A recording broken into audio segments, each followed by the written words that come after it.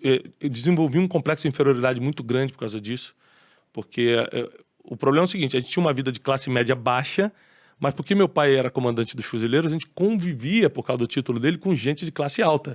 Então, todo mundo tinha carrão, a gente tinha um chevetinho. Todo mundo andava de Nike, a gente andava de Quixote. Então, o grau comparativo foi muito destruidor para nossas emoções. Então, eu e meus irmãos, a gente cresceu cheio de complexos, cheio de rejeições e tal, por causa da comparação. Porque, recentemente, eu estive na África, no interior da Angola, fazendo um trabalho, e todo mundo rindo, todo mundo feliz. Por quê? Porque uma senhora tem uma panela, do outro lado também só tem uma panela, e na outra casa só tem uma panela. Não tem ninguém com jogo de panela e só você tem um.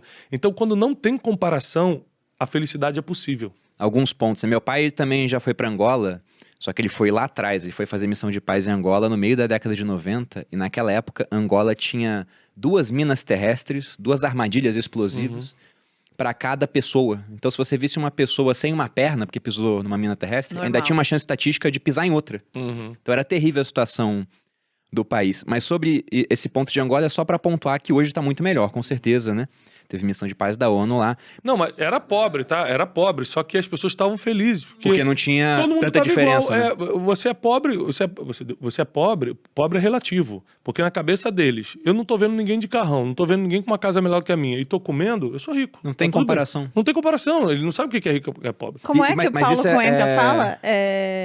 Comparação é a métrica da infelicidade. Né? Caio também já veio aqui e falou a mesma coisa. Mas tem um ponto sobre isso que eu já vi, que é a questão que em Harvard hoje, eles levam em conta a questão da comparação. E tem uma política lá que eles chamam de o último quarto feliz. Porque eles viram o seguinte, que o cara que entrava nessas universidades da Ivy League americana, Harvard e Yale, era um cara muito acima da média. Só que ele convivia com pessoas muito acima da média também. E o que acontecia é que o cara que se formava lá atrás na turma em Harvard, ele publicava menos artigos depois de formado, ele tinha uma menor remuneração, comparado ao cara que era o primeiro de uma universidade mais ou menos. Porque o cara que era o primeiro da mais ou menos se comparava com os outros e ficava super confiante. Isso aí. O cara que era o último de Harvard se comparava com os outros de Harvard e ficava muito pouco confiante, porque durante anos ele era sempre o pior da sala.